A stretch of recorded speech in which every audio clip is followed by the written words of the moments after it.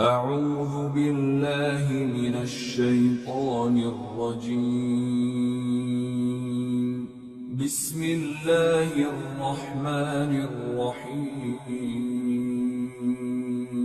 سورة الحجر آیت نمبر 35. وَإِنَّ عَلَيْكَ اللَّعْنَةَ إِلَى يَوْمِ الدِّينِ. ترجمہ اور تجھ پر قیامت کے دن تک پھٹکار پڑی رہے گی. تفسیر یعنی قیامت تک تو ملعون رہے گا، اس کے بعد جب روز جزا قائم ہوگا تو پھر تجھے تیری نافرمانیوں کی سزا دی جائے گی. آیت نمبر 36. قال رب فأنظرني إلى يوم يبعثون. ترجمہ کہنے لگا یا رب پھر مجھے اس دن تک زندہ رہنے کی مہلت دے دے جب لوگ مرنے کے بعد دوبارہ زندہ کیے جائیں گے. تفسیر قال رب فانظرنی الی یوم یبعثون. تو اس نے درخواست کی کہ پروردگار پھر مجھے ذرا مہلت دے دے، ڈھیل دے دے اس دن تک کے لیے جس دن کے یہ دوبارہ اٹھائے جائیں گے. آیت نمبر 37. قال فإنك من المنظرين. ترجمہ اللہ نے فرمایا کہ جا پھر تجھے مہلت تو دے دی گئی. تفسیر قال فإنك من المنظرین. اللہ تعالیٰ نے اسی شان بے نیازی کے ساتھ فرمایا اچھا ٹھاؤ ٹھیک ہے، تمہیں ڈھیل دے دی گئی، تمہیں یہ رخصت مل گئی، تمہیں یہ چھوٹ مل گئی، مہلت مل گئی. آیت نمبر 38. إلى يوم الوقت المعلوم.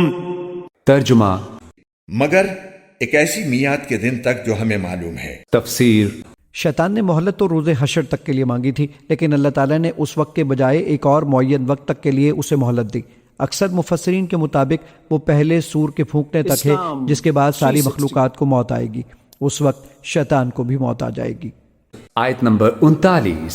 قال رب بما أغويتني لأزينن لهم في الأرض ولأغوينهم أجمعين. ترجمہ کہنے لگا یا رب چونکہ تو نے مجھے گمراہ کیا ہے اس لیے اب میں قسم کھاتا ہوں کہ ان انسانوں کے لیے دنیا میں دلکشی پیدا کروں گا اور ان سب کو گمراہ کر کے رہوں گا. تفسیر ان کے لیے دل فریبیاں پیدا کر کے ان سب کو بہکا دوں گا. یعنی جس طرح تو نے اس حقیر اور کمتر مخلوق کو سجدہ کرنے کا حکم دے کر مجھے مجبور کر دیا کہ تیرا حکم نہ مانوں، اسی طرح اب میں ان انسانوں کے لیے دنیا کو ایسا دل فریب بنا دوں گا کہ یہ سب اس سے دھوکہ کھا کر تیرے نافرمان بن جائیں گے. بالفاظ دیگر ابلیس کا مطلب یہ تھا کہ میں زمین کی زندگی اور اس کی لذتوں اور اس کے عارضی فوائد و منافع کو انسان کے لیے ایسا خوشنما بنا دوں گا کہ وہ خلافت اور اس کی ذمہ داریوں اور آخرت کے باز پرس کو بھول جائیں گے، اور خود تجھے بھی یا تو فراموش کر دیں گے یا تجھے یاد رکھنے کے باوجود تیرے احکام کی خلاف ورزیاں کریں گے. آیت نمبر 40. إلا عبادك منهم المخلصين. ترجمہ سوائے تیرے ان بندوں کے جنہیں تو نے ان میں سے اپنے لیے مخلص بنا لیا ہو. تفسیر الا عبادک منہم المخلصین. سوائے ان میں سے ان کے کہ جن کو تو اپنا خاص بندہ بنا لے، تو اپنا خاص بندہ بنا لے، مخلص کر لے. یہاں پہ وہی نوٹ کیجئے مخلص ہے، مخلصین جن کو تو خالص کر لے اپنے لیے. ظاہر بات ہے کہ اس پر تو میرا زور نہیں چلے گا، باقی یہ کہ میں کسی کو چھوڑوں گا نہیں. آیت نمبر 41. قال هذا صراط علي مستقيم.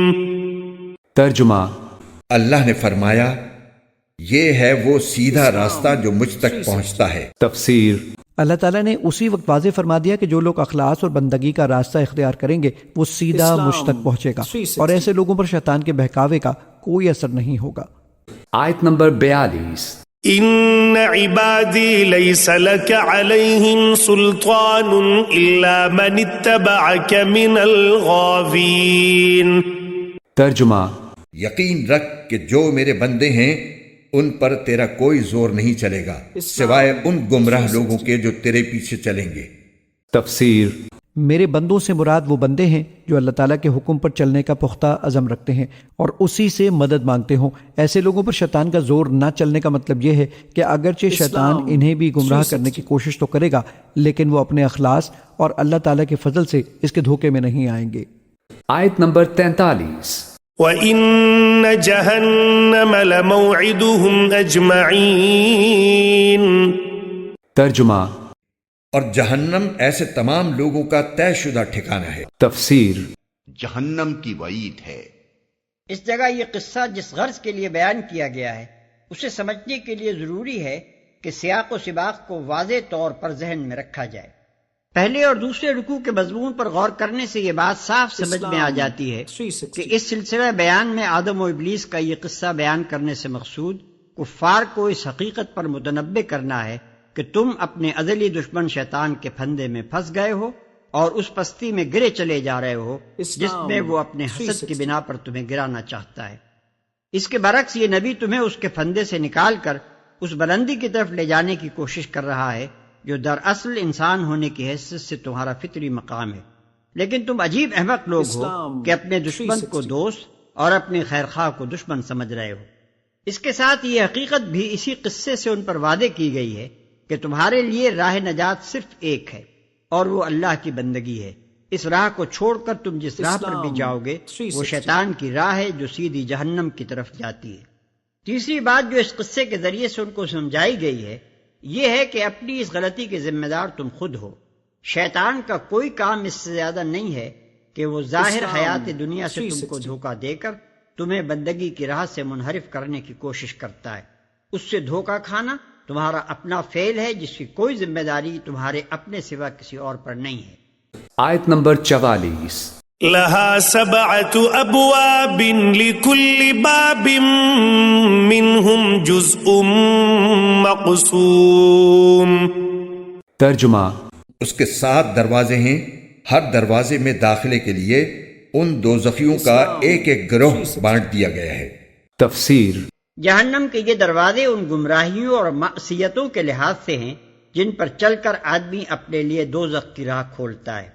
مثلاً کوئی دہریت کے راستے سے دوزخ کی طرف جاتا ہے، کوئی شرک کے راستے سے، کوئی نفاق کے راستے سے، کوئی نفس پرستی اور فسق و فجور کے راستے سے، کوئی ظلم و ستم اور خلق آزادی کے راستے سے، کوئی تبلیغ ضلالت اور اقامت کفر کے راستے سے، اور کوئی اشاعت فحشاء و منکر کے راستے سے۔ آیت نمبر 45۔ ان المتقین فی جنات وعیون۔ ترجمہ دوسری طرف متقی لوگ باغات اور چشموں کے درمیان رہیں گے۔ تفسیر متقی لوگ یعنی وہ لوگ جو شیطان کی پیروی سے بچے رہے ہوں اور جنہوں نے اللہ سے ڈرتے ہوئے ابدیت کی زندگی بسر کی ہو۔ آیت نمبر 46۔ ادخلوها بسلام آمینین۔ ترجمہ ان سے کہا جائے گا کہ ان باغات میں سلامتی کے ساتھ بے خوف ہو کر داخل ہو جاؤ۔ تفسیر ادخلوها بسلام آمنین، ان سے کہا جائے گا داخل ہو جاؤ ان باغات میں پورے امن کے ساتھ، کوئی خوف نہیں، کوئی اندیشہ نہیں۔ آیت نمبر 47۔ ونزعنا ما في صدورهم من غل إخوانا على سرر متقابلين۔ ترجمہ ان کے سینوں میں جو کچھ رنجش ہوگی اسے ہم نکال پھینکیں گے، وہ بھائی بھائی بن کر آمنے سامنے اونچی نشستوں پر بیٹھے ہوں گے۔ تفسیر یعنی نیک لوگوں کے درمیان آپس کی غلط فہمیوں کی بنا پر دنیا میں اگر کچھ قدورتیں پیدا ہو گئی ہوں گی تو جنت میں داخل ہونے کے وقت وہ دور ہو جائیں گی اور ان کے دل ایک دوسرے کی طرف سے بالکل صاف کر دیے جائیں گے۔ آیت نمبر 48۔